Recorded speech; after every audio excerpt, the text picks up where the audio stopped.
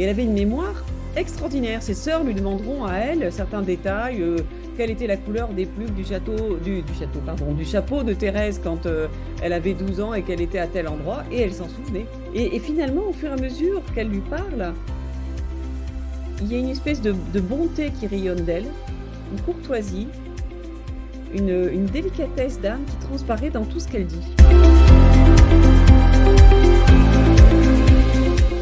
Alors, bonsoir à tous. Je suis ravie de vous retrouver ce soir pour une conférence du RASO. Alors, en fait, c'est même la dernière de la saison, puisque nous allons, après cette soirée, faire une petite pause estivale avec nos conférences en ligne et vous nous retrouverez à la rentrée pour d'autres nombreuses conférences. Donc, je suis Delphine Brosseau et je suis directrice déléguée du RASO. Le RASO, c'est l'Association des aînés et anciens guides et scouts d'Europe. Nous avons pour mission d'accompagner tous ceux qui ont fait du scoutisme dans leur fidélité à la promesse scout dans tous les domaines de leur vie. Et ce soir, ce sera en particulier dans leur vie familiale, dans l'éducation de leurs enfants en particulier. Et je suis heureuse de retrouver Madeleine de Gourcuff. Bonsoir Madeleine. Bonsoir Delphine. Et alors ce soir, nous allons parler plus particulièrement de Léonie Martin.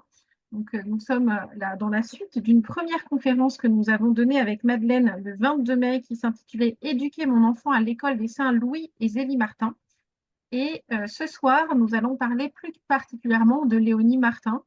Donc, on sort un petit peu du sujet de l'éducation, même si on va parler beaucoup de l'enfance de Léonie Martin et de la façon dont cet enfant a été élevé par Louis et Zélie. Et puis ensuite, on va petit à petit suivre la toute petite voix de Léonie. Vous connaissiez la petite voix de Thérèse, sa sœur.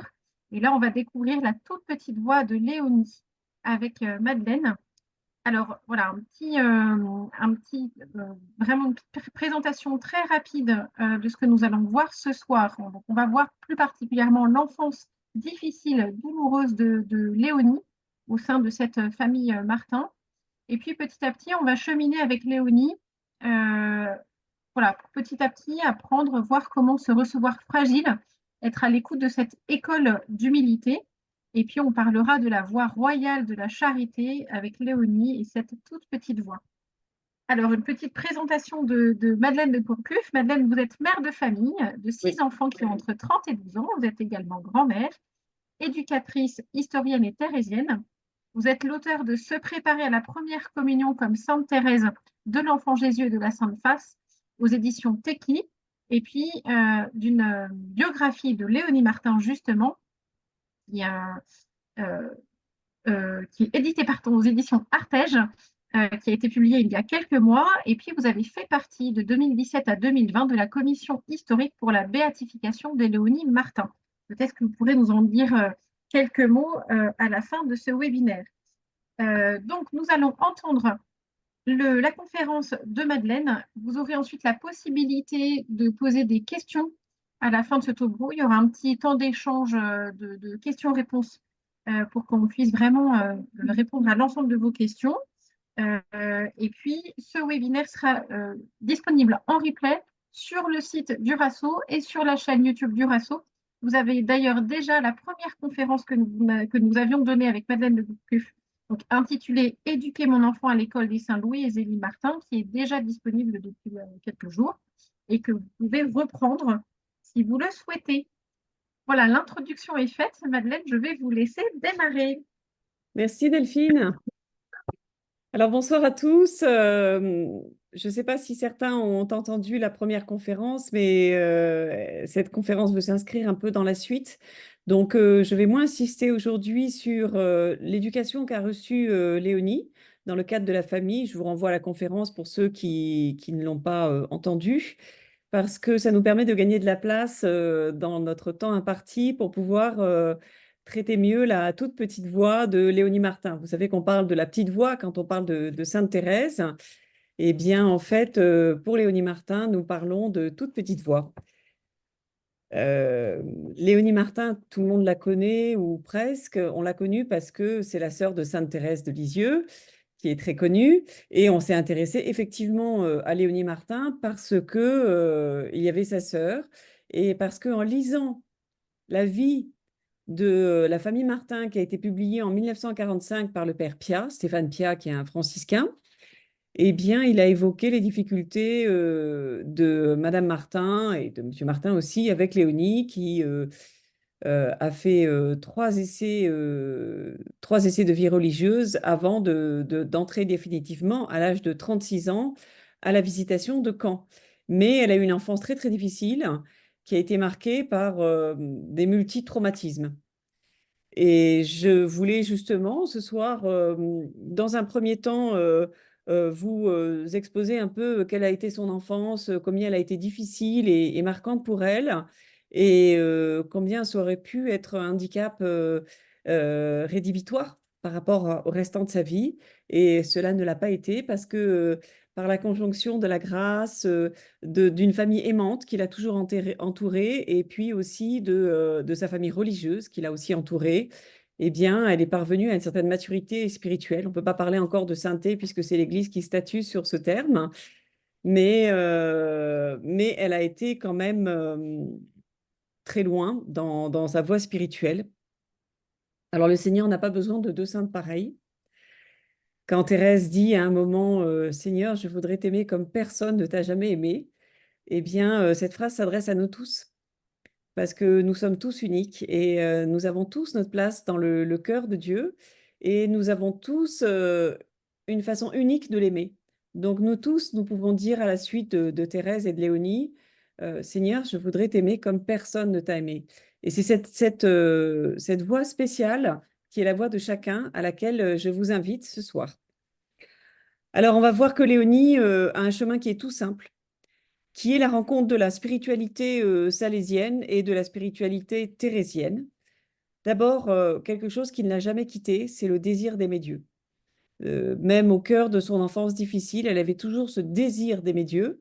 Alors, elle le mettait en pratique ou pas parce qu'elle avait un caractère spécial, mais elle avait toujours ce désir, elle revenait tout le temps à ce désir d'aimer Dieu, qui est premier dans toute voie de sainteté, même si c'est Dieu qui nous précède sur ce chemin de l'amour, et dans notre propre chemin de sainteté. Ça veut dire quoi? Ça veut dire que Léonie n'est pas Thérèse, n'est pas, a une configuration très particulière dans sa trajectoire, et pourtant c'est une trajectoire de sainteté. Et nous-mêmes, nous avons notre propre trajectoire de sainteté, et dans l'humble abandon à la miséricorde et à l'amour de Dieu. Et c'est un peu le secret de Léonie à la suite de sa sœur, d'avoir pu s'abandonner à cette miséricorde de Dieu qui l'a portée et à laquelle elle est revenue tout le temps, de façon constante. Donc, mon plan va se partager en trois parties. Une enfance difficile, une jeunesse incertaine, et puis sœur Françoise Thérèse, sa trajectoire spirituelle, je dirais, en tant que religieuse. Alors, pourquoi je parle d'enfance difficile? On peut mettre, si vous voulez, Delphine, les premiers diapos. Ça permet d'illustrer mon propos. Donc, pourquoi je parle d'une enfance difficile? Parce qu'en fait, elle avait une mémoire extraordinaire. Ses sœurs lui demanderont à elle certains détails, quelle était la couleur des plumes du chapeau de Thérèse quand elle avait 12 ans et qu'elle était à tel endroit, et elle s'en souvenait. Léonie est née le 3 juin 1863. Nous avons fêté son anniversaire de naissance il n'y a pas longtemps, à Alençon. C'est la troisième fille de Louis Martin, qui a presque Alors, est-ce que 40 là, ans. c'est bon? Oui, c'est parfait. Ah, Qui a super. presque 40 ans à cette époque. Vous pouvez passer, s'il vous plaît. Ouais. Voilà, donc ça, on voit l'horlogerie bijouterie à droite de Louis et Zélie Martin. Et au-dessus de l'horlogerie bijouterie, on voit la maison de Louis et Zélie Martin, où est née Léonie. Parce que Léonie n'est pas née dans la maison que nous visitons aujourd'hui. D'accord. Il n'y a que Thérèse qui est née dans cette maison-là. Et toutes les autres sœurs Martin sont nées dans l'ancienne horlogerie bijouterie qui a été vendue en 1871 à un neveu de Monsieur Martin, Adolphe le Riche. Et donc, vous pouvez passer, s'il vous plaît. Mm. Donc, Louis Martin, qui a à peu près 40 ans à cette époque, à la naissance de Léonie, presque 40 ans, vous voyez, 1823. Zélie, qui en a 32. Donc, c'est un couple qui s'est marié un peu tard, puisqu'ils ont que deux filles, en fait, hein. Et puis, les grandes sœurs, qu'on peut voir aussi. qui ont à la naissance de Léonie 3 ans et 2 ans, Marie et Pauline. Donc on voit la grande et la petite, Marie et Pauline, qui sont tout à fait frisées, là, apprêtées pour la photo. Deux jolies petites filles qui sont venues en très bonne santé. Et quant à Léonie, la première lettre qu'on a sur elle, c'est une lettre de sa tante. On peut passer d'ailleurs, parce qu'on va voir la tante. Voilà, alors ça, c'est l'endroit de son baptême. Un peu plus loin, voilà. Donc sa tante, Élise Guérin, qui est à droite, qui devient sœur Marie d'Ausité, elle écrit une lettre sur Léonie le 14 juin. Donc elle est quand même 11 jours après la naissance de Léonie, en disant quant à la jeune Léonie, je ne sais pas comment elle va. Zélie m'a écrit il y a 8 jours qu'elle allait mourir.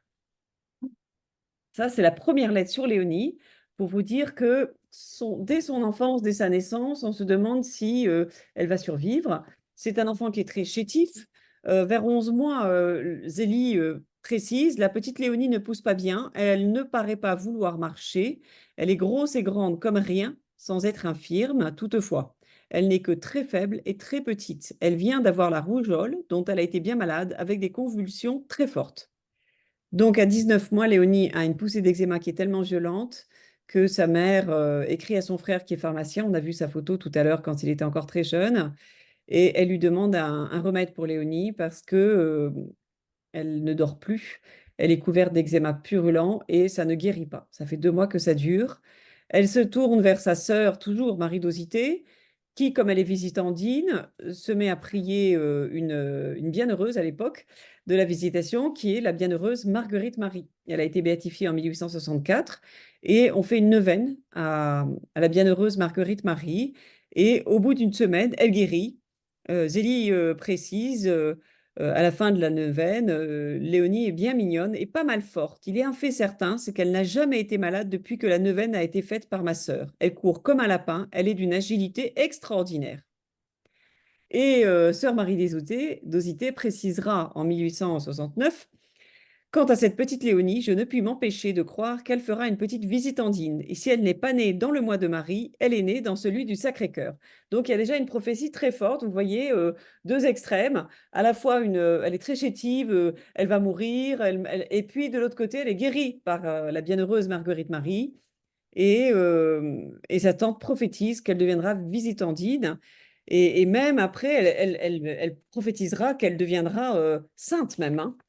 Donc, c'est très fort, cette ambivalence sur Léonie. En attendant, elle a un retard de développement précoce. Euh, on peut dire que son développement psychomoteur est altéré. C'est vraiment un diagnostic qu'on peut poser. Et pour s'en convaincre aussi, on peut écouter, j'aime bien lire des témoignages de sa famille parce que ça nous met en situation ce qu'elle était. Et sa grande sœur, Marie, raconte dans ses mémoires, elle ne tenait nulle part en place. Aussitôt qu'on lui laissait un peu de liberté, elle en profitait pour mettre le désordre partout. Ou bien il lui arrivait quelque accident. On ne pouvait jamais être tranquille sur son compte. Et elle raconte, je me rappelle qu'un jour, elle voulut attraper sa collation à l'école, elle avait que 3 ans, hein, qui était sur le haut du buffet. Et pour y arriver, elle mit des chaises les unes sur les autres, monta dessus et vint tomber sur des bouteilles qu'elle entraîna dans sa chute. Les morceaux lui entrèrent dans le front et y firent des marques qu'elle a encore. La sœur affolée courut à la maison, parce qu'elle est juste en face, la maison en fait de l'école, prévenir papa qui vint aussitôt et retira avec des pinces les morceaux de verre qu'elle avait dans le front.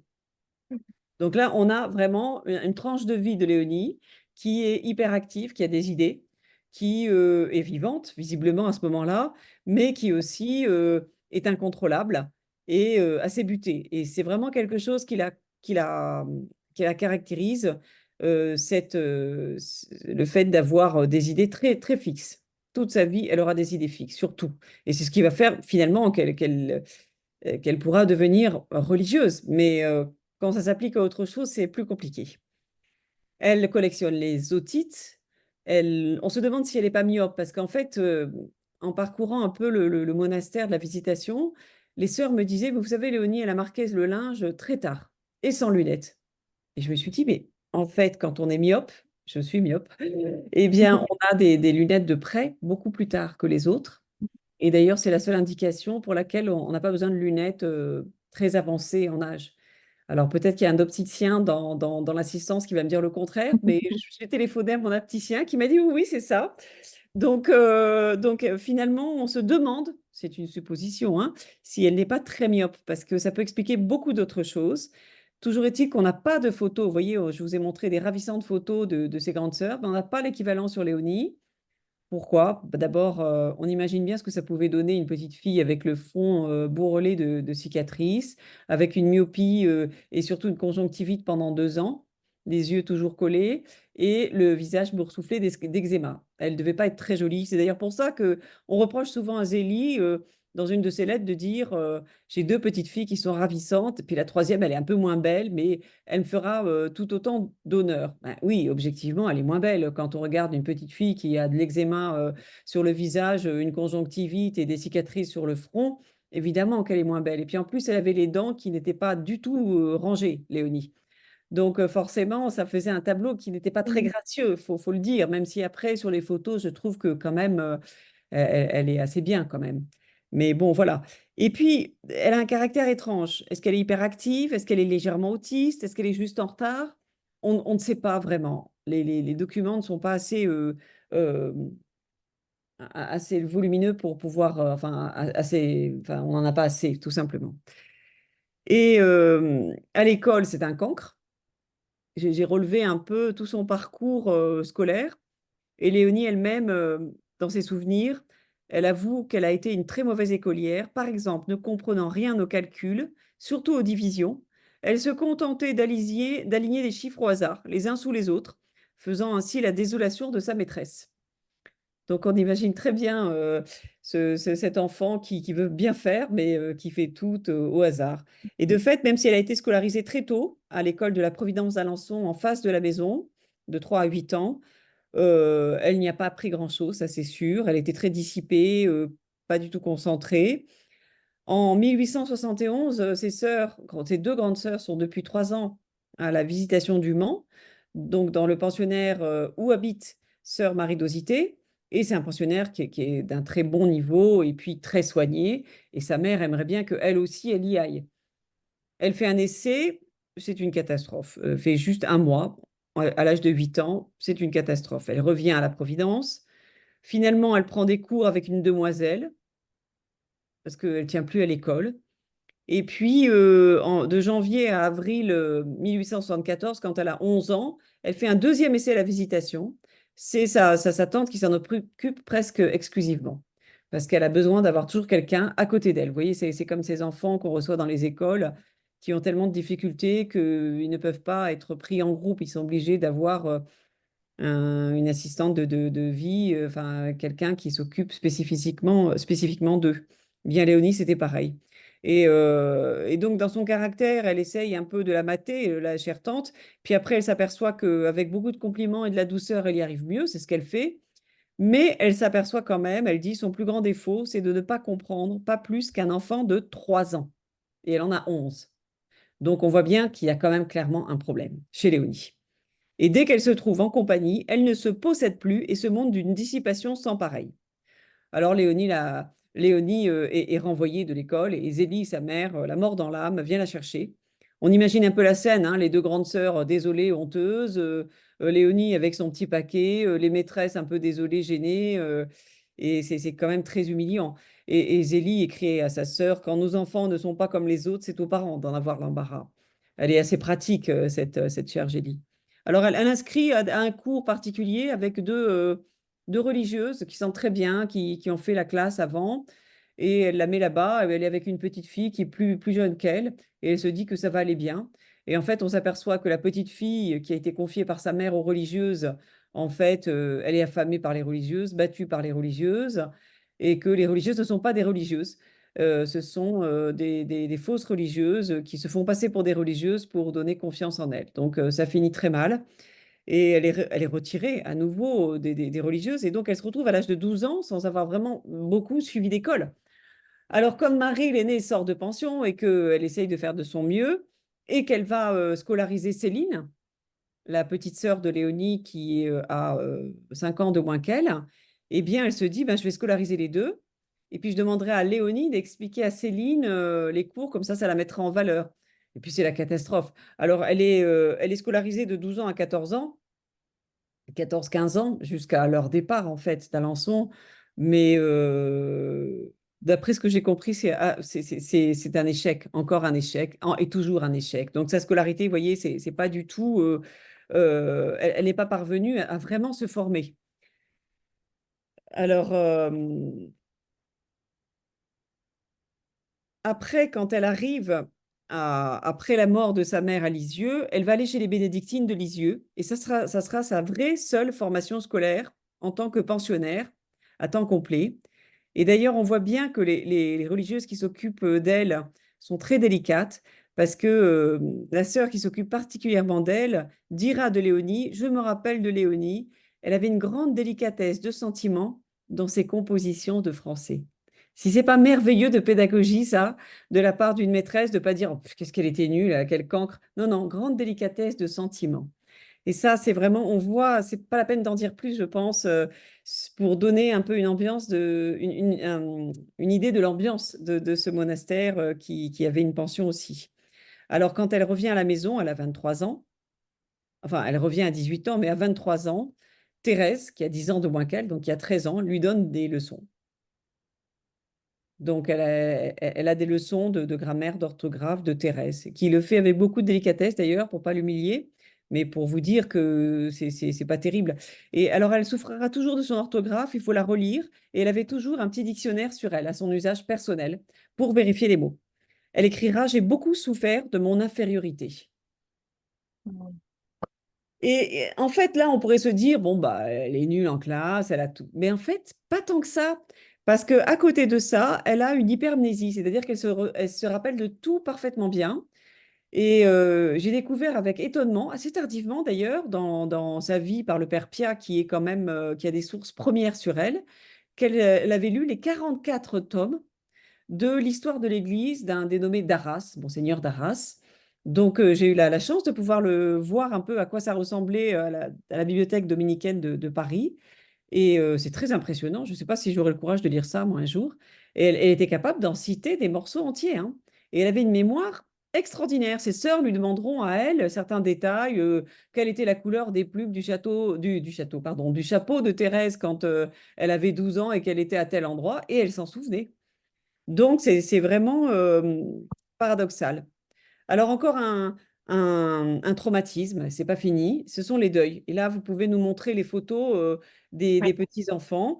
Donc, et puis, on va partir du tableau généalogique pour que vous puissiez voir un peu que les Martins ont eu 9 enfants. Et vous voyez tous les enfants qui sont en marron-gris.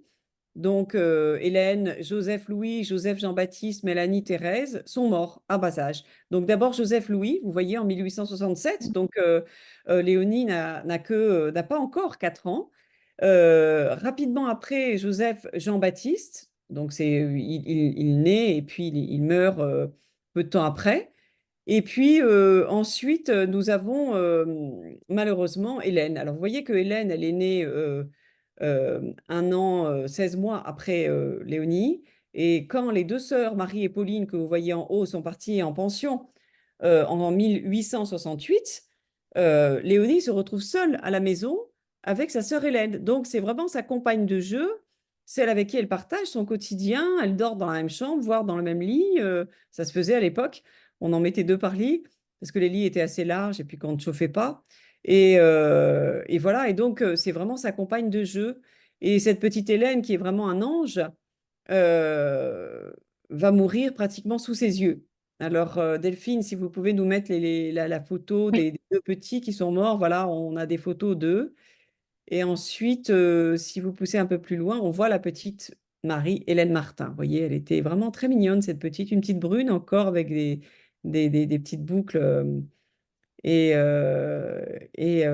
En fait, elle avait une pneumonie qui est devenue une pleurésie et en 3 jours, elle est partie. Elle est morte dans les bras de sa mère qui ne réalisait pas ce qui se passait. Je ne peux pas vous citer la lettre de Zélie qui raconte les derniers instants de Marie-Hélène, mais c'est très, très émouvant et je vous conseille de le lire. Alors, je la cite dans mon livre parce que je la trouve très importante, mais vous la trouvez aussi dans la correspondance de Zélie, la correspondance familiale, bien sûr. Alors, pourquoi ça a été quelque chose de très important? Mais d'abord, c'est vrai qu'aujourd'hui, on fait beaucoup plus attention au deuil des frères et sœurs. Avant, on considérait que ce n'était pas un sujet. On parlait des parents, bien sûr, mais les frères et sœurs, forcément, ils ne souffraient pas autant que les parents. Or, en fait, aujourd'hui, on s'aperçoit que l'impact est aussi fort puisqu'il se déroule dans le temps en plus. Un enfant ne peut pas faire son deuil en tant qu'enfant, il le fait à l'âge adulte. C'est quelque chose qui se vérifie assez fréquemment. C'est pas forcément, d'ailleurs, ça peut être souterrain, hein, ça veut pas dire que. Mais moi, ce que j'ai lu de Léonie, j'ai lu quelque chose qui m'a fait sursauter. C'est dans les souvenirs de Céline.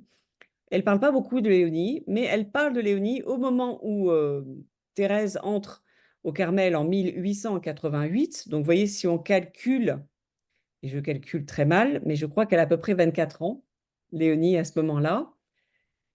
Pas tout à fait 25. Bon, je pense que c'est ça. Mm. Et elle dit, je viens de prononcer le nom de ma chère petite Léonie.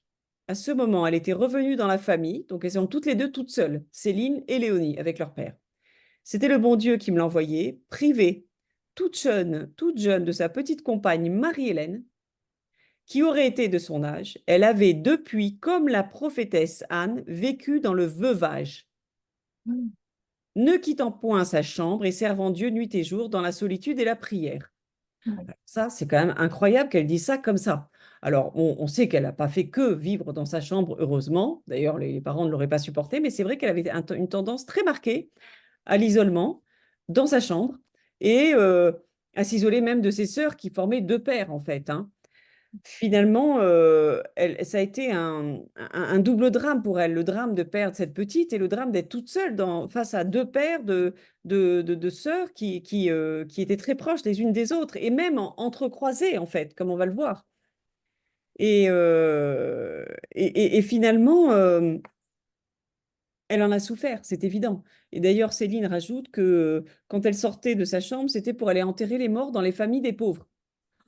Alors, bon, je me suis dit, bon, et effectivement, elle a une prédilection marquée, même plus tard dans sa vie religieuse, pour aller veiller les mourantes, pour enterrer les mourants. Elle a un rapport à la mort qui est particulier, Léonie. Elle va perdre une dernière sœur. Après, après Céline, il y a une petite Mélanie Thérèse, juste avant notre Thérèse nationale, qui meurt malheureusement parce que la nourrice est alcoolique et qu'elle la nourrit pas, elle n'a pas de lait et finalement elle meurt. C'est un drame absolu. Zélie ne veut même plus passer dans la rue où habitait la nourrice tellement elle se sent coupable de ne pas l'avoir vue, mais c'était difficile. Elle était recommandée, cette nourrice.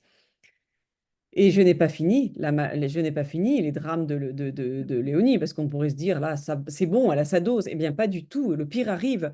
Et le pire, c'est la servante Louise Marais, dont on a une photo, Delphine, Ouais. qui est l'employée de maison de 1867 à 1877, donc 10 ans, donc toute l'enfance de Léonie, la petite Céline, donc, qui est née juste après, encore une petite Thérèse, la petite dernière, la famille Martin, je commente au passage. Et voilà, Voilà. revenez, Ouais. voilà, Louise Marais. Donc, on peut laisser sur cette image Louise Marais qui est une employée de maison, comme toutes les familles bourgeoises, ou même à peine bourgeoises en avaient, parce que toutes les mères de famille se faisaient aider. Il y avait une charge dans la maison qui était beaucoup plus lourde qu'aujourd'hui. Donc forcément, il fallait bien quelqu'un pour garder les enfants pendant qu'on allait même aller faire des courses ou voilà. Et Zélie travaillait. Donc, elle vient à 18 ans et puis elle est d'une famille un peu formée quand même, puisque sa mère est petite couturière et ensuite elle va tenir une espèce de procure qui était dans les gares, vous voyez, un peu comme les relais aujourd'hui là. Et son père est maréchal. Alors, c'est une femme qui est décrite comme très, assez brutale avec les enfants, mais jamais en face des parents. Elle est rude avec les petites. Marie s'en plaint, mais Marie lui résiste, ce qui lui vaut d'être surnommée par Louise Je suis bien libre, moi, parce qu'elle lui disait Je suis bien libre, moi. Et donc, elle l'appelait Je suis bien libre. Et ensuite, Pauline, qui est beaucoup plus douce, elle a du mal à supporter la méchanceté de Louise, parce qu'on peut parler de méchanceté quand même. Et quand les deux grandes vont partir, Louise va être assez terrible avec les deux, Hélène et Léonie. Et d'ailleurs, Marie dira, je pense que les mauvais traitements de la bonne ont fait qu'elle a été beaucoup plus malade. Alors, ça n'engage qu'elle, et c'est difficile de la suivre quand même dans cette voie. Mais c'est vrai que on peut se poser la question, mais à la fois, c'est difficile d'y croire, parce que quand même, Zélie surveillait, était très proche de ses filles par rapport à leur santé, les veillait dès qu'elles étaient malades. Donc, ça serait assez étonnant. Mais elle va prendre l'habitude, quand Hélène meurt, elle prend l'habitude de brutaliser Léonie. Pourquoi? Alors, j'ai beaucoup réfléchi sur la question. Je pense que elle ne supporte pas le fait que Léonie soit différente, parce que Léonie est différente avant même d'être prise en charge par Louise. Donc, dès avant sa rencontre avec Louise, Léonie est différente. On a vu, elle est hyperactive, elle crie, elle se déplace, elle est un enfant assez pénible, en fait, il faut le dire. Donc, Louise se dit, je vais la mater. Mais il y a autre chose aussi, c'est que Louise est jalouse de Zélie. Louise aime beaucoup Zélie et euh, elle l'admire beaucoup parce que c'est une femme qui est une femme très active, qui est très bonne, qui s'occupe des pauvres, qui s'occupe de ses enfants, qui les aime énormément, qui passe un temps fou à écrire à ses filles, à leur raconter. Et donc, elle ne comprend pas pourquoi Zélie aime Léonie quand même. Et donc, elle se venge doublement sur Léonie en lui interdisant de s'approcher de sa mère et de sa famille, d'aller se promener avec sa mère, ses parents le soir quand tous se promènent, il faut qu'elle soit toujours à ses côtés et à la servir, à être c'est un peu sa Cendrillon. Et ça, c'est quelque chose qui est terrible parce que Zélie ne l'a pas compris, ça. Zélie lui disait, mais viens te promener avec nous. Non, je veux rester avec la bonne. Mais viens avec nous. Non, maman, je veux pas. Et donc Zélie n'était pas du style à prendre par les cheveux ou à donner une claque en disant, tu viens quand même. Elle lui disait, bon, bah écoute, bon, très bien, reste. Et Louise lui disait, si tu sais que si tu obéis à ta mère, tu auras le double. Donc, alors, quand on a découvert que Louise terrorisait Léonie, on va en parler peut-être un peu tout à l'heure, euh, eh bien, toute la famille s'est dit, bon, bah, en fait, elle a voulu bien faire, cette pauvre Louise. Léonie n'a pas trop démenti, sauf 3 mois avant sa mort, où là, elle a dit les choses en disant, c'est une cruelle et méchante domestique. Ce qu'elle m'a fait endurer n'est ni plus ni moins diabolique. C'est miraculeux qu'il ne me soit rien resté, car je vivais dans une perpétuelle terreur. Et donc Louise est une authentique perverse pour moi, qui a le double visage d'une servante attentive à sa maîtresse, bien qu'elle ait un caractère revêche qu'elle ne peut pas cacher, et qui a manipulé tout le monde. Il ne faut pas du tout en douter. Quelqu'un de pervers, son cercle de perversion ne s'arrête pas à la personne qu'elle a sous son emprise. Elle paralyse autour d'elle aussi pour pouvoir avoir accès à sa victime. Donc c'est ce qui s'est passé, hein. Donc c'est devenu la croix de ses parents, Léonie, et Zélie écrit, je regarde l'heure parce que je suis assez en retard là. La pauvre enfant est couverte de défauts comme d'un manteau. On ne sait par où la prendre. Quand mes yeux se portent sur elle, j'éprouve une peine extrême. Elle fait toujours ce que je ne voudrais pas, et plus elle grandit, plus cela me fait souffrir. Et là, on est en janvier 1877. Zélie vient d'apprendre qu'elle a eu son cancer, qu'elle a un cancer du sein, qui n'est pas guérissable. Et donc, elle sait qu'elle va mourir et elle se demande ce qu'elle va faire de Léonie parce que Léonie ne va pas pouvoir grandir comme ça pour elle. Elle est mère, elle essaye de la mettre, de la faire grandir. Alors, la dernière fois, je vous ai parlé d'un chapelet de pratique qui est un chapelet que faisaient qui avaient appris les grandes à la visitation du Mans. Et donc, elle essaye le principe du chapelet de pratique avec Léonie. Et donc, le chapelet de pratique, vous voyez, c'est un chapelet avec des grains mobiles. C'est-à-dire que les grains, on peut les tirer comme ça, là. Donc, c'est facile à faire. Et après, il y a aussi la disette, vous voyez, en dessous, là. On voit un peu mal, mais voilà, en gros, c'est comme ça. Voilà. Et pour Léonie, elle lui fait couper des rondelles de bouchon, de liège, et lui dit, chaque fois que tu arriveras à vaincre ton mauvais caractère, à retenir une parole désagréable ou un cri, Tu mets une petite rondelle de bouchon dans le tiroir, là. Et ce soir, on ira les compter ensemble. Donc, c'est ça le principe, de parvenir à faire réfléchir l'enfant sur ses défauts et à poser des actes concrets pour s'en guérir. Et le soir, elles vont toutes les deux voir le tiroir, il n'y a rien. Et comme Léonie répète, malgré tout cela, qu'elle veut devenir religieuse comme sa tante, Zélie lui dit, ben, je ne sais pas comment tu vas devenir religieuse un jour, parce que là, si tu ne peux même pas te corriger de petits défauts, je ne sais pas comment tu vas faire, franchement, hein. Et donc, Léonie pleure, elle essaye de faire mieux, puis ça dure 2 jours et ça recommence.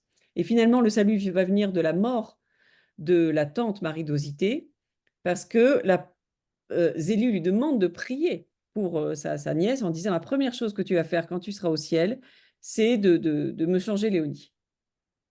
Et tu diras à la Sainte Vierge, c'est pas une petite fille comme ça que j'ai demandé. Si vous l'avez guérie, c'est pour qu'elle soit sainte. Donc maintenant, il faut qu'elle soit sainte. Un mois après sa mort, Marie va voir sa mère. Elle est rentrée de pension, elle habite à la maison. Elle ose enfin, parce qu'elle est considérée comme un adulte, elle a 16 ans, et elle ose enfin voir sa mère, enfin 17 même, et lui dire tout le mal qu'elle pense de Louise et le fait que Léonie est son martyr, en fait. Et il y a comme des œillères qui tombent des yeux de Zélie. Elle attend la bonne le lendemain dans la cuisine. Elle lui dit ses 4 vérités. Elle lui demande de partir. Mais c'est sans compter le côté pervers de Louise qui se met à genoux, qui lui dit que ça fait 10 ans qu'elle est dans la maison, qu'elle a été traitée comme une fille. Est-ce qu'on traite comme ça une fille? Enfin, elle lui dit tous les arguments qu'on imagine. Et Zélie lui dit très bien, vous vous approchez pas de Léonie et vous restez. Cela dit, Zélie avait besoin d'une bonne à ce moment-là. Elle ne pouvait pas changer comme ça. Elle était mourante. Donc, on peut comprendre aussi qu'elle se soit dit, après ma mort, elle partira. Mais en attendant, elle ne s'approche pas de Léonie. Elle s'occupait très bien de la petite Céline qu'elle adulait. Donc, voilà. Et donc, la fin de Zélie est assez triste parce que à la fois, Léonie a beaucoup changé. Elle obéit beaucoup à sa mère, elle est proche de sa mère.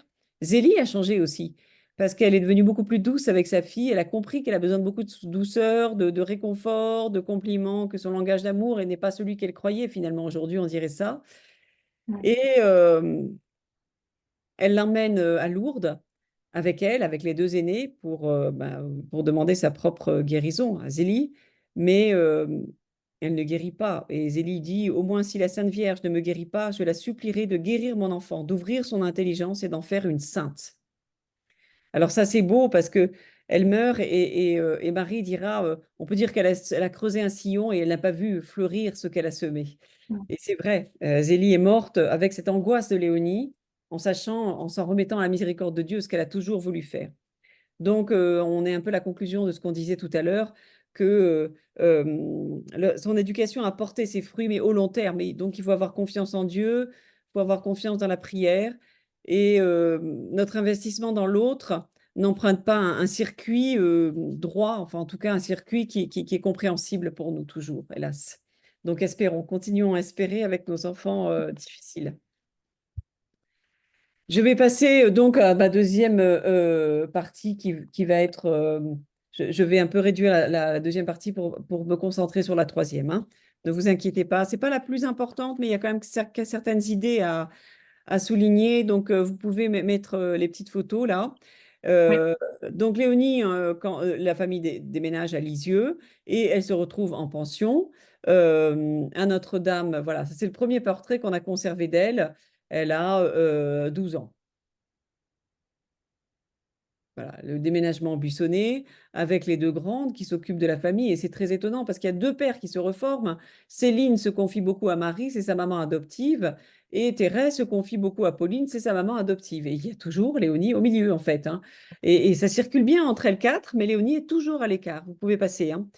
Et donc, Louis Martin, lui, il veille avec beaucoup de douceur sur sa fille. Je pense que sa qualité principale, c'est à la fois une certaine exigence, mais aussi une douceur. Vous pouvez passer encore. Voilà, bah ça, c'est un peu la configuration de la famille. On voit que Léonie est toujours pareille, un peu isolée, et on la voit debout, qui baisse les yeux. C'est la seule qui baisse les yeux, en fait, finalement. C'est toujours amusant, alors que c'est une image qui a été évidemment dessinée après, hein. On peut passer. Voilà, les 2 grandes qui s'occupent des 2 petites. Vous pouvez passer encore. Et puis Céline et Thérèse au Buissonnet aussi. Vous pouvez continuer. Alors ça, c'est intéressant, passer un petit peu. On voit Léonie qui est assez tendue la première année au Buissonnet. Vous pouvez passer.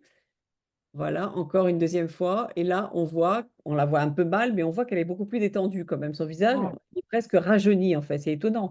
Et elle est enfant de Marie, comme je le marque. Et enfant de Marie, c'était une récompense qui était donnée à celles qui étaient très pieuses, très obéissantes et qui faisaient leur maximum. Alors, ça ne veut pas dire qu'elle était première de classe, mais c'était un modèle pour les autres. Donc, elle a réussi à devenir un modèle en étant regardée différemment par ces religieuses qui étaient très bienveillantes.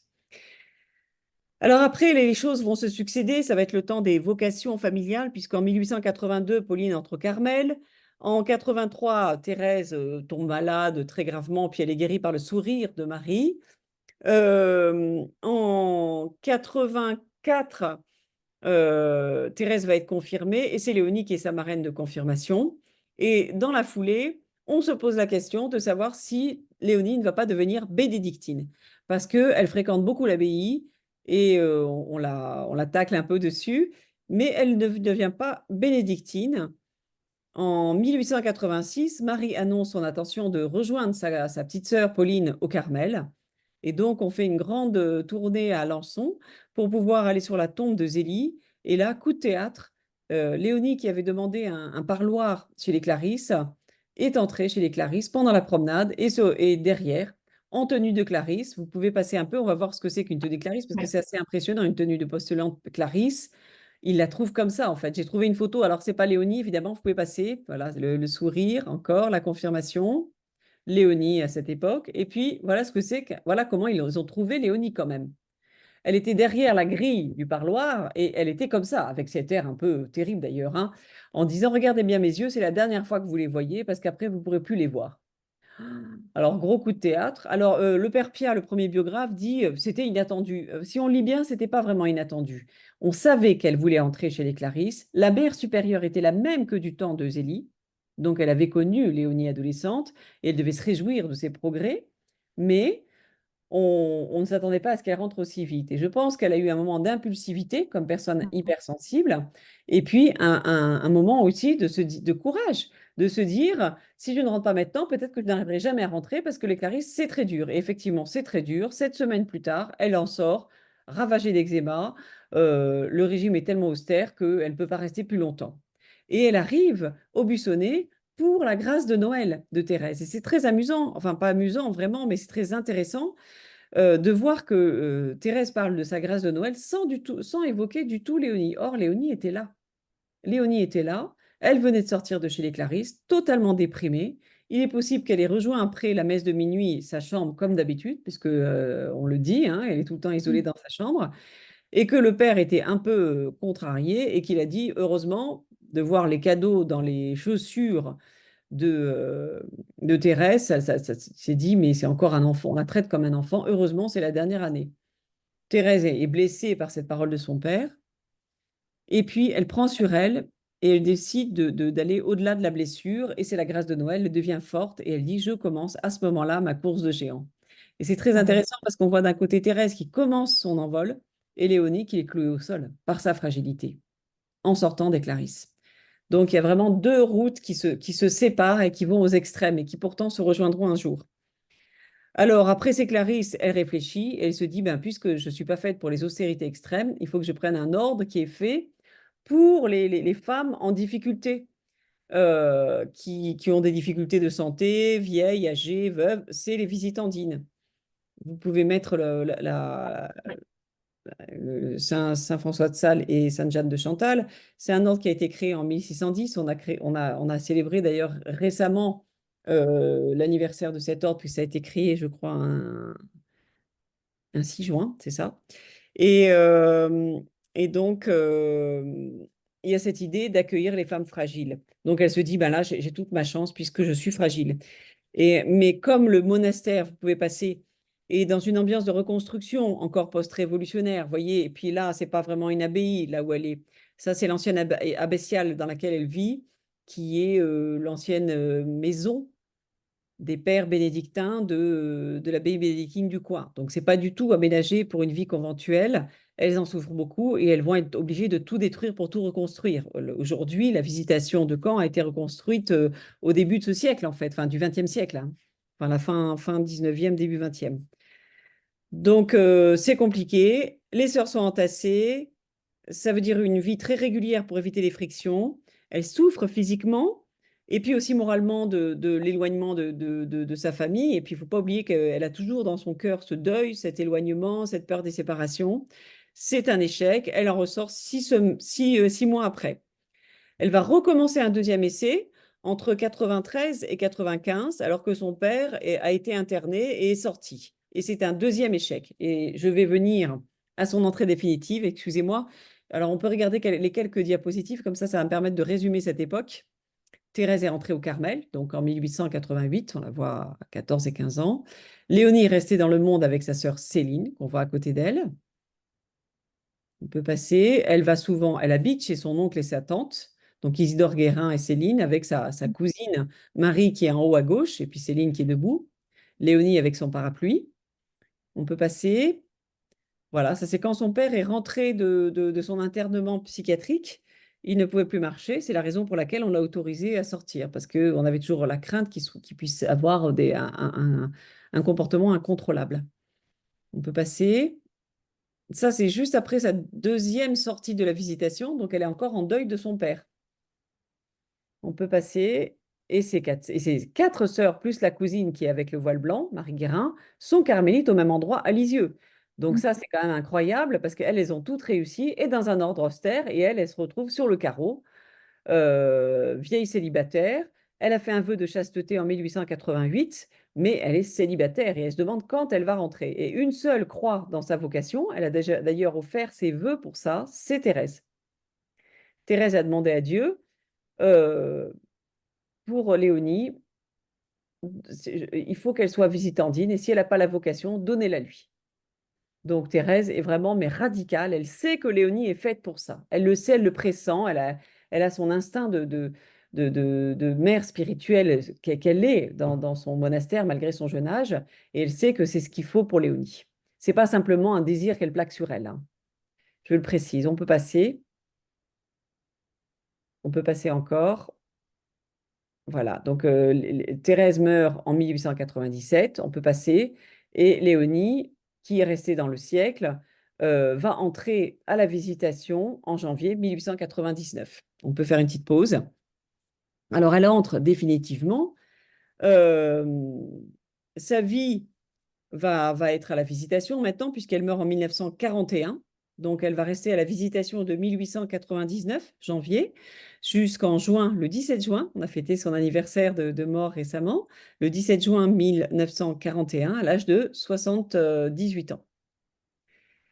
Elle est venue à la visitation parce que la règle est moins austère qu'ailleurs, mais elle n'est pas en mesure de la suivre entièrement. Alors, c'est le propre aussi de la visitation de s'adapter. Mais son itinéraire est porté par cette dynamique euh, qui est finalement de boire jusqu'à la lie, l'humiliation, ses faiblesses et ses fragilités pour vivre. Et c'est ce qui lui permet de vivre comme un crédit de la grâce. C'est ça qui est beau. Une personne riche, ben, elle vit sur sa richesse. Une personne moyennement riche, ben, elle fait attention à ses économies et puis parfois elle est obligée d'aller taper un peu plus loin. Mais une personne qui est vraiment très très pauvre et qui dépend d'un roi, eh ben, elle est obligée d'aller mendier tous les jours. Vous savez, avant, on avait les ouvriers journaliers. Ben, Léonie, c'est une journalière, en fait. C'est une journalière de la grâce.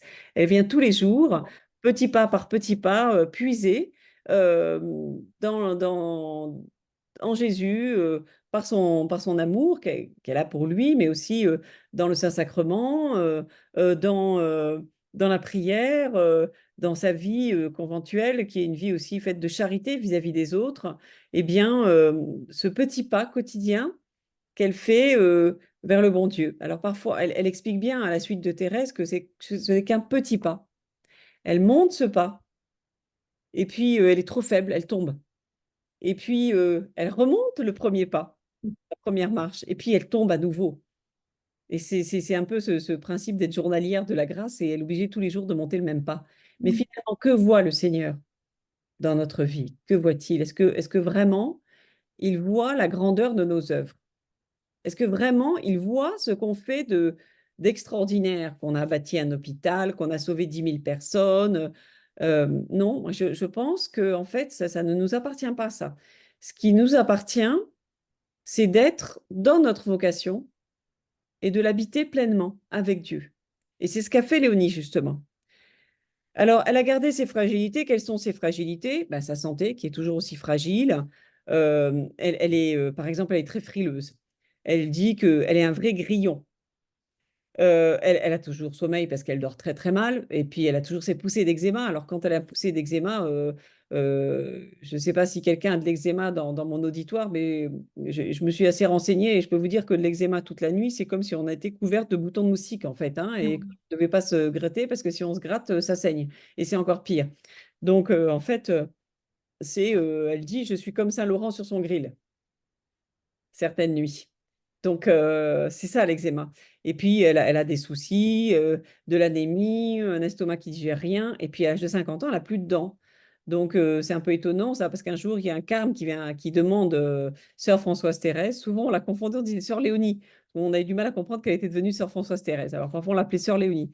Et puis, elle arrive, et puis le carme attend, et puis il la regarde, et puis il dit, mais j'attends Sœur Léonie. Mais c'est moi. Il la regarde, mais en fait, pour lui, les sœurs Martin, c'était les sœurs de Sainte Thérèse qui est morte sur son lit mort qu'on a vu tout à l'heure. Mm. Donc des sœurs qui ont, allez, 24, 30 ans, qui sont toutes assez quand même conservées. Et là, il voit une petite vieille avec les sourcils très broussailleux, sans dents, et qui forcément parle un peu comme ça, là. Et il se dit, au secours. Et finalement, au fur et à mesure qu'elle lui parle, il y a une espèce de bonté qui rayonne d'elle, une courtoisie, une délicatesse d'âme qui transparaît dans tout ce qu'elle dit. Et il est charmé finalement. Il est charmé. Et d'ailleurs, à la fin, il lui dit, mais en fait, je viens des États-Unis et là-bas, j'ai créé la société de The Little Flower Society, la société de la petite fleur de Thérèse. Nous sommes 100 000. Qu'avez-vous à dire à notre société de la petite fleur? Elle réfléchit, elle dit, dites-leur qu'il faut toujours rester humble comme ma petite sœur. Et ce sera facile si vous répétez souvent Jésus, doux et humble de cœur, rendez mon cœur semblable au vôtre. Alors, ça paraît un peu simpliste, mais c'est ça qui est beau, je trouve. Parce qu'elle ne Mm. propose pas quelque chose d'extraordinaire. Vous savez, c'est comme le lépreux, on lui dit baigne-toi dans l'eau. Alors, il dit mais il n'y a pas plus intelligent à faire. Et la servante lui dit mais c'est déjà, si tu te baignes dans l'eau, obéis. Et puis voilà. Et donc là, c'est pareil. Peut-être qu'on peut commencer une voie d'humilité en répétant souvent Jésus doux et humble. Parce que Jésus a dit ça, apprenez de moi que je suis doux et humble de cœur. Donc c'est ça le plus important. Jésus dit de lui-même que le plus important, c'est la douceur et l'humilité. Et ça, c'est vraiment la voix de Léonie dans ses résolutions de retraite. J'ai regardé, j'ai fait des statistiques sur ces résolutions de retraite et on s'aperçoit que c'est un terme qui revient tout le temps, la douceur, l'humilité, la douceur, l'humilité. Est-ce qu'on peut croire qu'on a la foi, qu'on est croyant, que même si on a des extases extraordinaires, si on manque totalement de douceur et d'humilité? Ah, c'est pas possible. Et on le sait. Donc, c'est vraiment une voie de salut en soi d'être doux et humble et de travailler à sa douceur et son humilité. Alors, je reviens aussi à ses difficultés. Sa dernière mère dit qu'elle est douée d'une extrême sensibilité. C'est la première chose qu'elle dit sur elle quand elle écrit après sa mort. Elle était douée d'une extrême sensibilité. Ça veut dire quoi? Elle est hypersensible. Et être hypersensible, c'est très compliqué, surtout en communauté, dans toutes les communautés, d'ailleurs, dans le mariage aussi, je pense. Mais ça veut dire que la moindre parole nous afflige plus que d'autres. La moindre émotion prend des proportions de tsunami. On est capable de réfléchir sur un sujet pendant 3 nuits.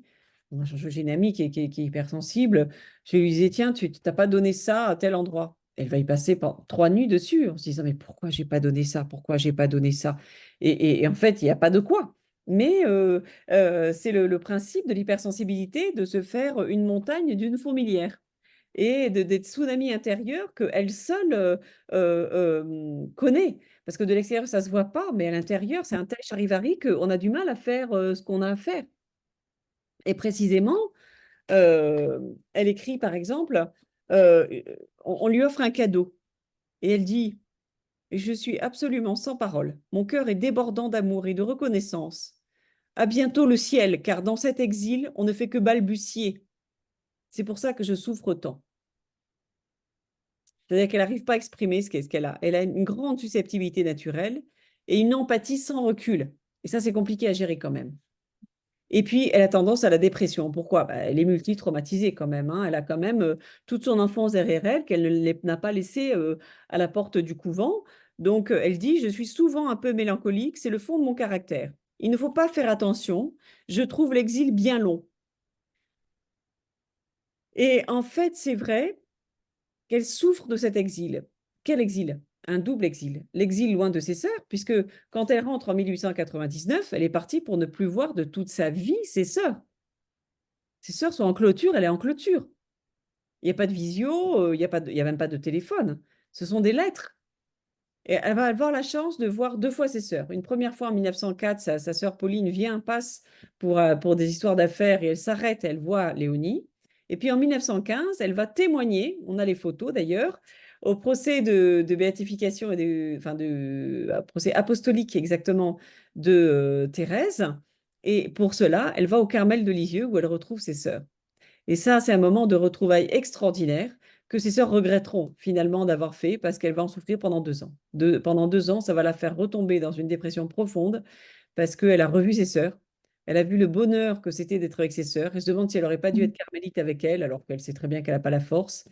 Et elle va beaucoup en souffrir, en fait, de ces... Mais ça va être une semaine de ciel, en fait, pour elle, hein. Alors, comme elle a un problème de constance aussi, elle est bien pendant 2 jours, j'en ai parlé tout à l'heure, puis à nouveau, elle s'effondre. Et elle a du mal aussi avec les charges mentales, puisqu'elle est hypersensible. Donc, elle n'aura jamais de grande responsabilité d'emploi.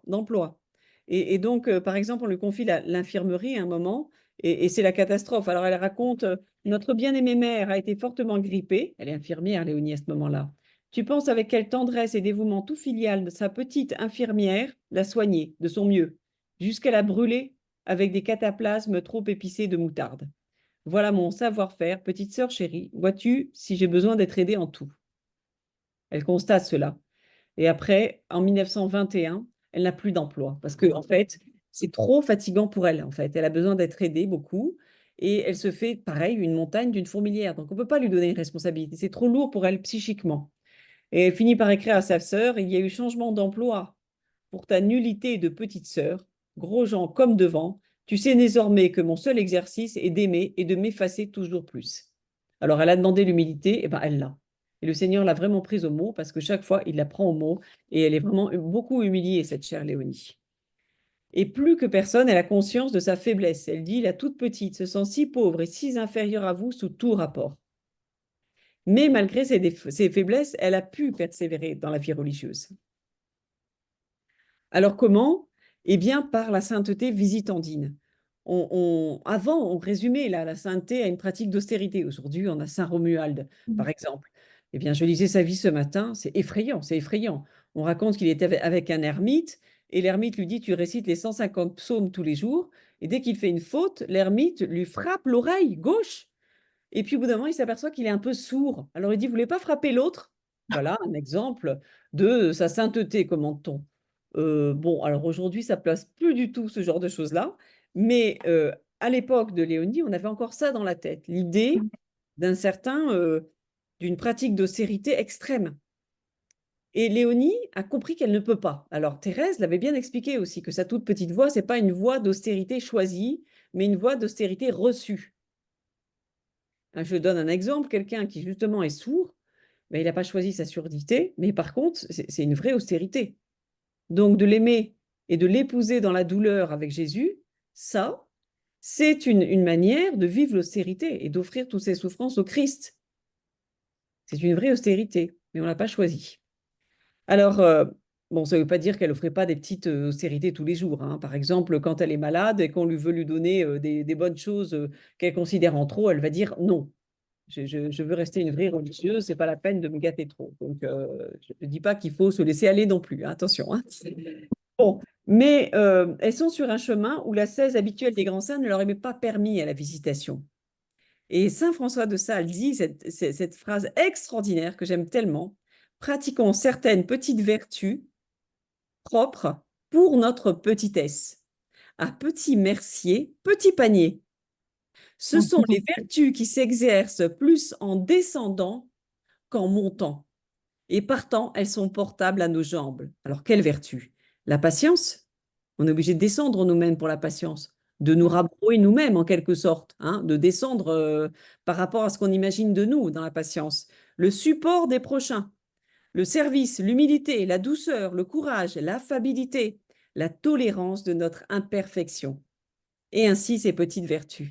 Et Léonie va être extraordinaire parce que, par exemple, elle explique qu'en récréation, quand elle part sur une susceptibilité ou qu'elle dit une parole, par exemple, elle détestait les ennemis de l'Église. Et alors qu'on voulait la faire un peu énervée, elle disait, on lui parlait des ennemis de l'Église, et alors elle s'énervait, elle parlait des suppôts de Satan. Et après, elle était très humiliée parce qu'elle se disait, mais pourquoi je me suis échauffée comme ça? Et finalement, elle se dit, eh bien, ce n'est pas merveille que l'infirmité soit infirme, et c'est un bon coup pour l'humilité de se voir par terre et de se voir vu par terre par les autres. Et souvent, quand on fait un péché dans nos paroles, par exemple, je ne sais pas, euh, on, on peut dire des choses en trop qui vont contre la modestie, ou je ne sais pas, ou parler en mal de quelqu'un, ou dire quelque chose, ou on se vante, ou enfin n'importe quoi, on peut trouver plein de choses. Eh bien, quand les autres nous voient et remarquent qu'on est dedans, et que nous, après, nous nous voyons avec les autres qui nous voient dedans, c'est dur. Et elle dit, c'est très bon pour notre humilité que les autres nous ont vus dedans. Parce que l'humilité, c'est la vérité, dit Thérèse.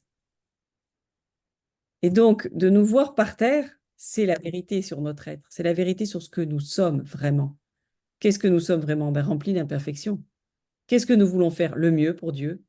Donc là, on est tombé, on retombe en dessous de la petite marche et on remonte la petite marche le lendemain. Voilà, Seigneur, vous savez bien que je ne suis pas capable de mieux, donc je me relève et je monte. Et finalement, l'expression favorite du docteur de l'Église, qui est Saint François de Sales, était filer le fil des petites vertus. Et on retrouve ces idées dans la petite voix de Sainte Thérèse d'ailleurs, hein. Et à la visitation, on dit souvent que Thérèse était une visitandine en fait. Elle s'est égarée au Carmel, mais en fait, elle est visitante. Il y a un prêtre qui disait ça là-bas. Parce que la vie spirituelle, c'est pas une ascension vers la montagne de la perfection, mais une descente dans la vallée de l'humilité par rapport à ce que je viens de dire. Il ne nous attend pas dans les hauteurs, mais il descend jusqu'à l'intime de notre être pour habiter et transfigurer nos fragilités. Parce que le propre de l'amour est de s'abaisser, dit Sainte Thérèse. Et cette phrase, le propre de l'amour est de s'abaisser, c'est la définition de la miséricorde. C'est Dieu qui s'abaisse vers nous et à qui on donne, on redonne le rôle de sauveur. On l'appelle comme sauveur quand il descend vers nous, quand il répare nos infirmités et nos erreurs.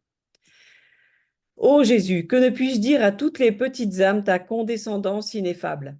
Je sens que si par impossible tu en trouvais une plus faible que la mienne, dit sainte Thérèse, tu te plairais à la combler de faveurs plus grandes encore, pourvu qu'elle s'abandonnât avec une entière confiance à ta miséricorde infinie. Et Léonie dit, la voilà cette âme, c'est moi. C'est moi. Alors elle écrit, et c'est très beau ça, ma résolution principale, c'est d'éviter toute lamentation. Bienheureuse enfant spirituelle, tu mets le chemin le plus court, le plus assuré pour me conduire à la perfection, voire même à la sainteté. Pour cela, ne plus me désoler, me lamenter comme je l'ai fait jusqu'ici de mes fautes, car au fond, c'est de l'orgueil. Avoir de grandes qualités et se vanter, c'est de l'orgueil. Mais se plaindre de ses défauts, c'est de l'orgueil aussi. C'est de s'imaginer qu'on n'a pas de défauts si on s'en plaint. Parce que si on ne s'en plaint pas, ça veut dire qu'on sait qu'on a des défauts aussi. Les tout petits tombent souvent, ils ne se font pas grand mal, ils sont trop petits pour cela, et ce n'est pas merveille que l'infirmité même soit infirme. Donc, m'humilier franchement de mes misères et faiblesses, et puis être contente qu'on les voit, qu'on me trouve par terre, quel bon coup donner à l'amour-propre. Jésus, doux et humble de cœur, aidez-moi. Comme ma sainte petite sœur, je ne veux que des lumières pour voir mon petit néant, plutôt mon grand néant. Cela ne me fait plus de bien que des lumières sur la foi. Parce que parfois, on se gargarise sur des lumières sur la foi. Mais le plus important, c'est de nous voir tel qu'on est en vérité et ne pas se décourager. Me voilà donc en plein dans ma voie, et le petit ne cessera pas de lever son petit pied. Tu me comprends? Je suis si petite que Jésus se voit forcé de me garder dans ses bras. Et ce qui fait toute ma confiance, c'est que je sais bien qu'il ne me laissera pas tomber. Quel est notre chemin de sainteté? Notre devoir d'État. Quel est notre devoir d'État? Des petites choses. Comment faire ces petites choses? En descendant, pas en montant. La plus petite œuvre, la plus cachée, faite par amour, a souvent plus de prix que les grandes œuvres, dit sainte Thérèse. Ce n'est pas la valeur ni même la sainteté apparente des actions qui compte, c'est l'amour qu'on y met. Et nul, et c'est là où c'est exigeant, nul ne saurait dire qu'il ne peut donner ces petites choses au bon Dieu, car elles sont à la portée de tous et de tous. Et on ne peut pas dire c'est fichu, c'est loupé, parce que là j'ai vu, je me suis grillée. Oui, ben on se grille tous les jours finalement. Voilà, c'est ça en fait. Et Léonie, elle en est consciente de ça. Accepter la tristesse liée à sa fatigue, sa sensibilité envahissante, savoir que sa vie a du prix aux yeux de Dieu et des siens. Accepter que ce qu'elle va offrir à Dieu, c'est un petit grain de sable dans la bourse commune. C'est rien ce qu'elle va offrir, mais c'est son petit grain de sable quand même, et qu'il a du prix aux yeux de Dieu. Elle dit par exemple, je suis percluse de douleur rhumatismale. Quel bonheur. Austérité acceptée. De mettre moi aussi mon petit grain de sable dans la bourse commune pour sauver Rome et la France au nom du Sacré-Cœur. Elle écrit ça pendant la Seconde Guerre mondiale. Alors comment aussi? Ben, par la charité fraternelle. Elle soigne beaucoup la charité fraternelle, à la suite évidemment de sa sœur, mais aussi de Sainte Thérèse. Et donc, par exemple, la récréation, c'est un champ idéal. Pourquoi? Parce que quand on va en récréation en essayant de tirer de la joie, du plaisir, de la récréation des autres, on a tort. Si on va en récréation ou un dîner, en dîner par exemple, dans le but de recréer les autres ou de mettre en valeur les autres, et là, on a tout juste. Et on a toujours tort d'aller essayer de tirer du bonheur des autres. Vous voyez, parfois, on a des soirées où on n'a parlé que de soi et on sort de là et on se dit, ah, elle était super cette soirée. Il y a un problème. Voilà.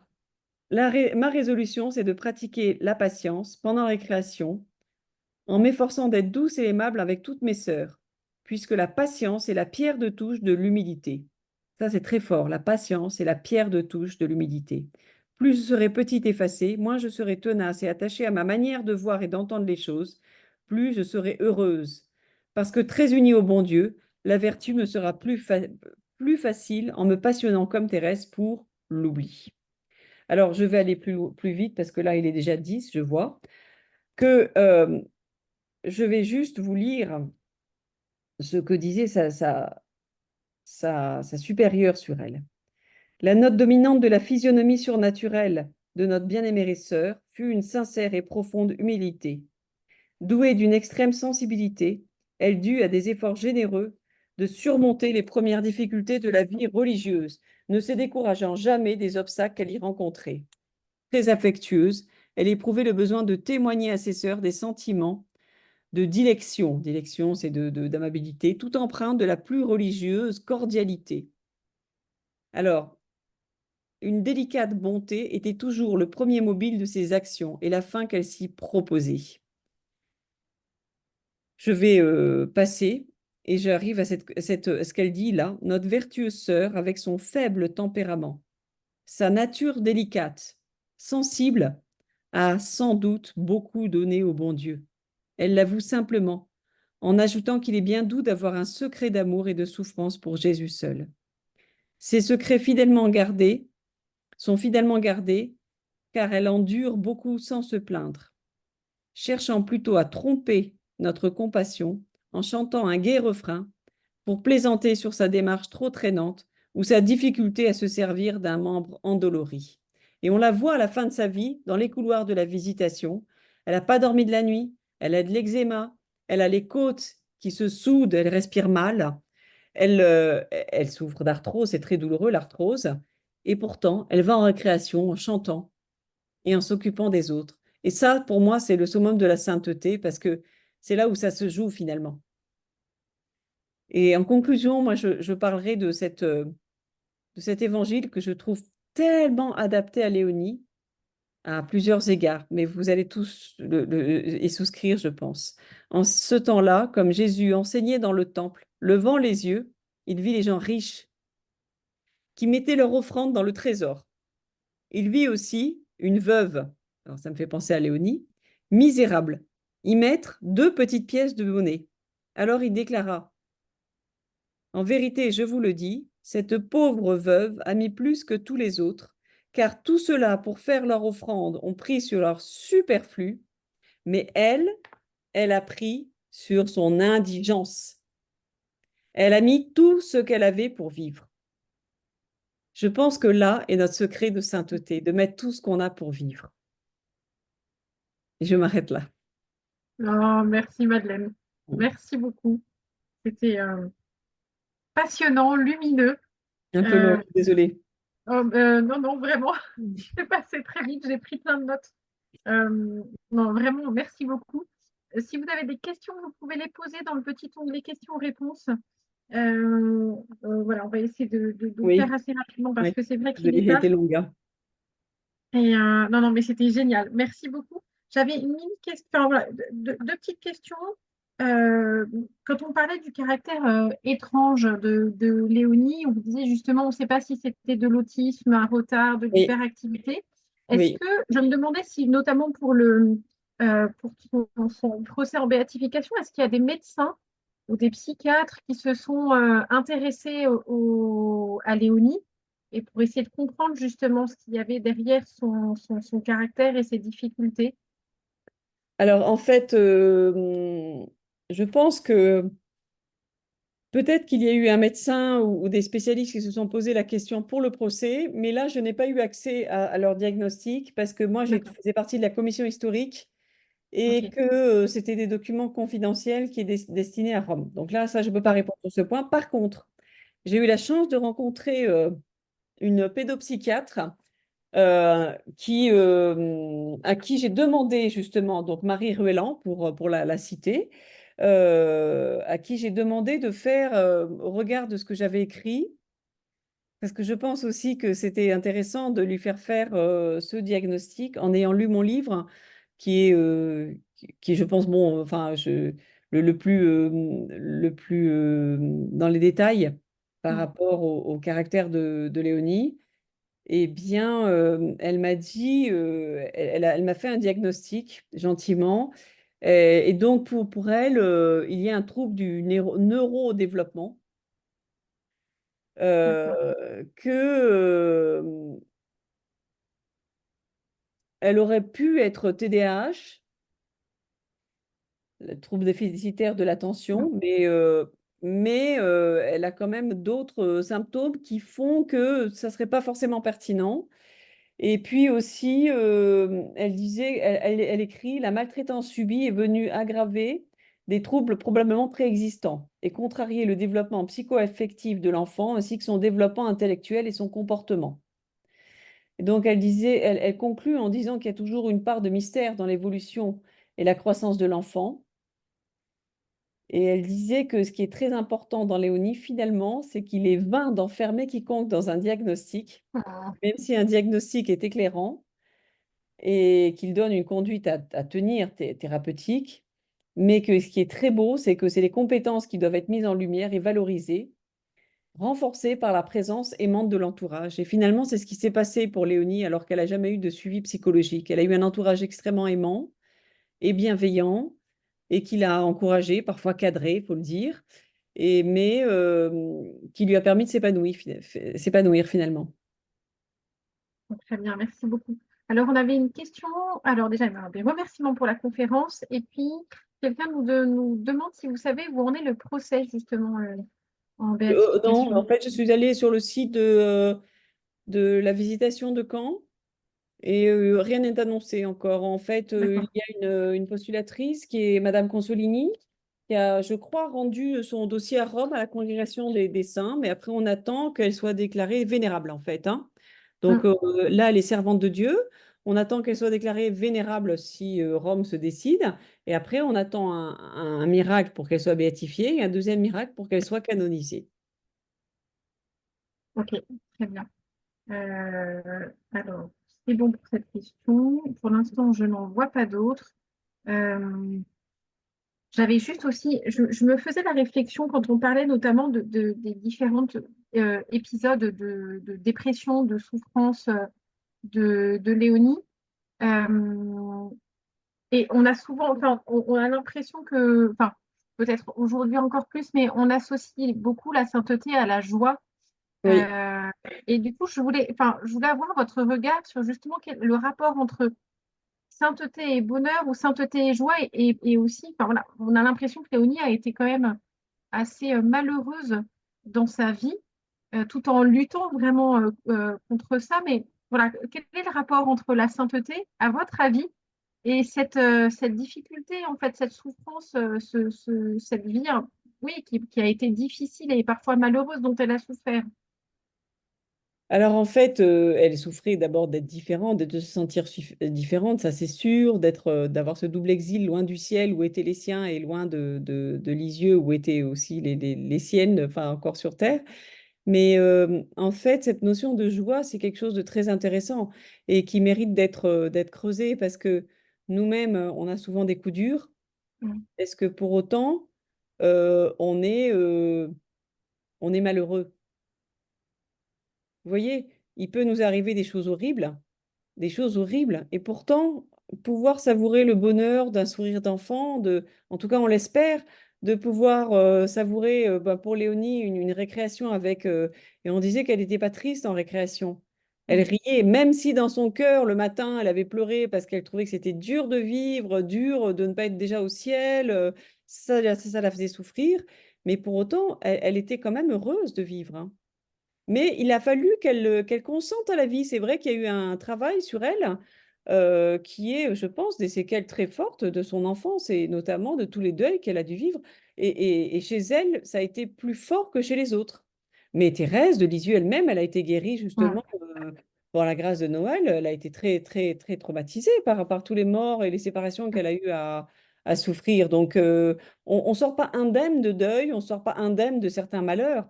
Il y a un livre intéressant dernièrement qui a été publié, j'ai un peu parcouru, qui s'appelle L'irréparable et l'irréparé.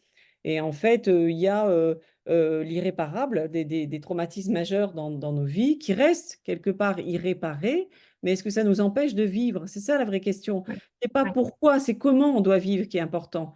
J'avais un ami qui était handicapé et qui disait, moi le matin, je me lève pas en me disant pourquoi je suis handicapé. Je me lève en disant comment je vais vivre aujourd'hui. Et finalement, Léonie, je pense qu'elle avait quand même cette idée-là mm, d'une dynamique de se dire, je vais aimer le Seigneur. Céline elle-même, sa sœur, disait, moi le matin quand je me lève, à la suite de Thérèse d'ailleurs, elle disait ça, j'embrasse mon crucifix, je le pose sur l'oreiller, je lui dis, repose-toi, je travaille pour toi. mm. Bon, bah, je pense que ce sont de beaux mots de la fin. Merci beaucoup, Madeleine. Emmanuel vous remercie aussi pour Merci. cet éclaircissement sur la vie surprenante, alors qu'elle appelle déjà Sainte Léonie ou sur Léonie. Un grand merci à vous. Vous pourrez tous retrouver cette conférence passionnante voilà, j'espère demain et sinon après-demain sur le site du RASO pour pouvoir écouter, réécouter. Et puis vous avez aussi, donc, comme je vous le disais, le webinaire de la précédente conférence avec Madeleine de Courcul qui est déjà disponible et donc qui était intitulé Éduquer mon enfant à l'école des Saint-Louis et Zélie Martin. Madeleine, un immense merci Merci Delphine, euh, merci à vous. pour votre topo, vraiment. Et puis je vous souhaite à tous, maintenant on peut le dire, un très bon été. Profitez-en pour justement voilà, vous former, vous nourrir, vous édifier. Vous avez plein de choses, notamment sur le site du RASO pour cela. C'est un bon temps, le temps des vacances, pour prendre le temps de grandir et de s'inspirer. Merci à tous. Je vous souhaite à tous une très bonne soirée. Merci beaucoup, Madeleine, et à très bientôt. Merci à vous. Au revoir. Bonne soirée, au revoir.